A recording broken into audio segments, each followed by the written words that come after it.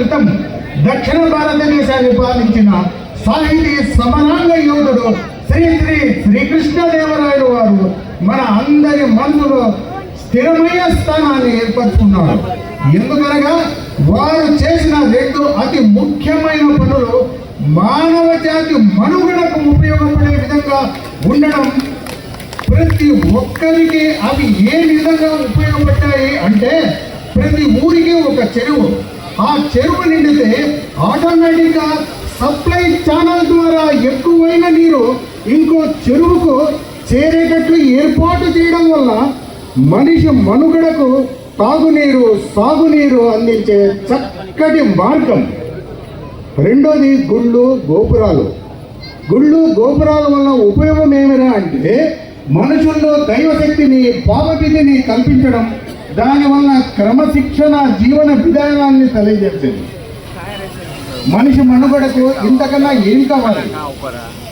అందుకే ఆ చక్రవర్తి చరిత్రలో శాశ్వతంగా ప్రజల గుండెల్లో నిలిచిపోయాడు. ఇక శ్రీకృష్ణ దేవరాయల విగ్రహ విషయంలో మా కమిటీ చాలా కష్టాలు ఎదుర్కొంది.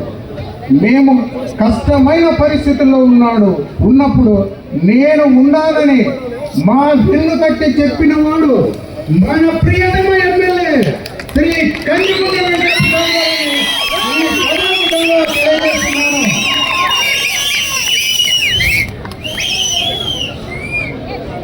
మా వెన్ను తట్టి ధైర్యం చెప్పిన వారు మన ప్రీతమ ఎమ్మెల్యే శ్రీ కందికుంట వెంకట ప్రసాద్ గారు. వారు దగ్గర ఉండి శంకుస్థాపన చేయించడమే కాదు, ప్రారంభోత్సవం కూడా చేయించారంటే అది వారికే చెల్లు, వేరే ఎవరి చేత కాదని సభాముఖంగా తెలియజేస్తున్నాను. విగ్రహ ప్రారంభోత్సవంలో వారి ఆదరణలో బలియ కులస్తుల మీద ఉన్న నిబద్ధతకు నిదర్శనం ఇది. ఈ మహోన్నతమైన ఆదర్శరాజు అందరికీ, ప్రత్యేకించి కన్నడ మరియు తెలుగు జాతికి అత్యంత ప్రియంగా ఉంటూ ఇప్పటికీ వారి ఆదర్శాలను దేశమంతా పాలించే విధంగా చేసిన శ్రీకృష్ణదేవరాయల వారి కాంస విగ్రహ ఆవిష్కరణ ఇంత కన్నుల పండుగగా జరగడం ఇంతవరకు కదిరి చరిత్రలో ఎవ్వరూ చేయలేని విధంగా శ్రీ కందికుంట ప్రసాద్ గారు చేసి చూపించారు. సార్, మీరు మా వెంట ఉన్నారు, మేము కూడా మీ వెంట ఉన్నామని తెలియజేస్తున్నాము.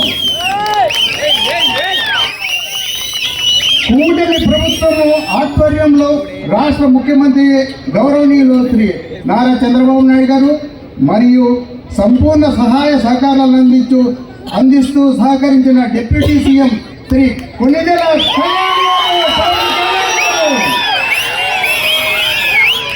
మరియు కేంద్ర రాష్ట్ర బీజేపీ పెద్దలకు, యువ నాయకులకు మరియు మంత్రివర్యులు శ్రీ నారా లోకేష్ గారికి మరియు ఈ విగ్రహానికి ప్రారంభోత్సవానికి తోడ్పాటు అందించిన రాష్ట్ర శ్రీకృష్ణదేవరాయల సంఘానికి, ఈ క్రతువులో సహకరించిన ప్రతి వ్యక్తికి హాజరైన కదిరి నియోజకవర్గాల ప్రజల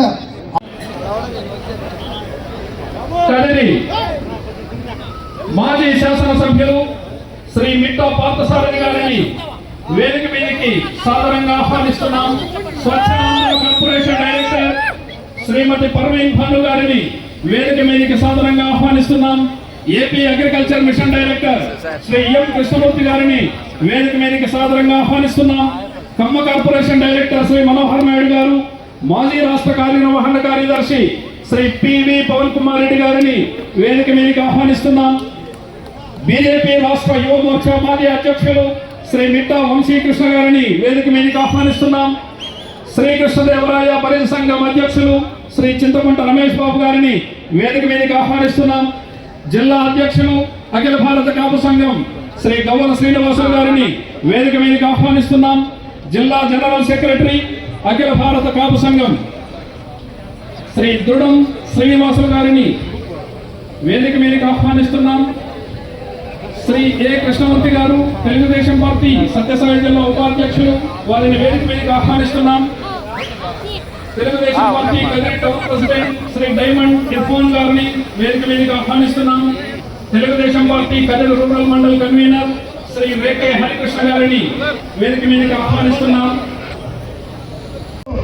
ఈ రోజు కూడా ఆయన విగ్రహాలు పెట్టుకుంటున్నామంటే అది మన శ్రీకృష్ణదేవరాయల యొక్క పరిపాలన విధానం అనేది తెలియజేస్తున్నా. మరి ముఖ్యంగా ఈరోజు మన ప్రభుత్వం గురించి చెప్పుకోవాలా.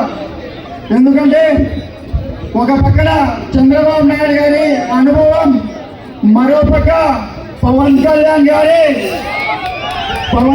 గారి ముందు చూపు, మరోపక్క బీజేపీ ఆయన చేస్తున్న విధి విధానాలు మనము ఇంకొకసారి ఖచ్చితంగా అవకాశం ఇస్తే మరింత అభివృద్ధి చెందుతుందని చాలా మంది రోడ్డు మీద వచ్చింటారు. రోడ్లు బాగున్నాయా లేదా? గట్టిగా చాలా మంది ఫ్రీ బస్సులో వచ్చినారు. ప్రభుత్వం ఇచ్చిన అన్ని హామీలు ప్రజలు సురక్షితంగా ఉండాలంటే ఈ కూటమి బలంగా ఉంటేనే వచ్చే ఎన్నికల్లో కూడా ఖచ్చితంగా ప్రతి ఒక్కరూ కూటమి ప్రభుత్వాన్ని ఆదరిస్తారని తెలియజేసుకుంటూ ఇంకా